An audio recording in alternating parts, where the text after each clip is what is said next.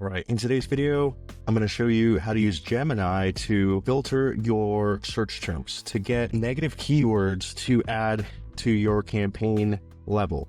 Okay, so I have a kitchen remodel campaign example for you today. What I did is I downloaded these CSV files from search terms. Okay, we got the entire year pretty much here in thousands of rows of search terms, some converted, some not. I don't care if there's no clicks on them. I want to prevent any unnecessary clicks from happening to our clients.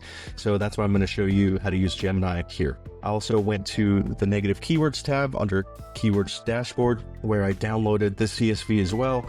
Over the span of this campaign, we've added multiple exact match negatives, multiple phrase match negative keywords, and we've also applied exclusion lists or negative keyword lists to this campaign. So we do a bit of both. I downloaded each and every CSV file that we just went over and I gave it to Gemini. It's crawling right now. I gave it a prompt and let's go ahead and see what it says. It's been a few minutes so far.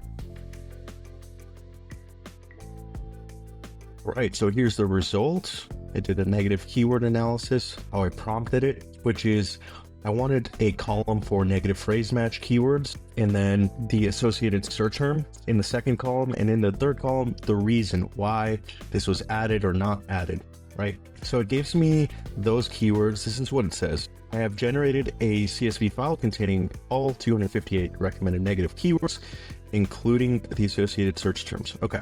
So I was having some trouble downloading this. Sometimes, no AI is perfect. So I basically went back and forth with Gemini. I'm not sure what happened exactly, so I switched over to ChatGPT and it helped me get this file, because eventually it said, hey, just copy this into an Excel file spreadsheet and you should be good to go.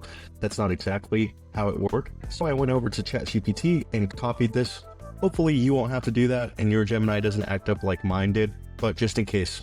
Anyway, here's the entire list right here, and you could see that most of these patterns found in the existing negatives already, so I don't have to add any of these, the ones that I'm highlighting, to my existing campaign. I just got to add these right here. And you could do this via Google Ads Editor, or you can do this in the Google Ads dashboard.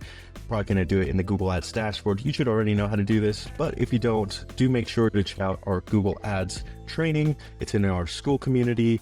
Get access to it there, along with my AI Google Ads prompts that we use at our agency each and every day, including the one you saw on this video. With that out of the way, if you like this video, go ahead and give us a like, subscribe if you're new, and if you have any questions, do make sure to ask.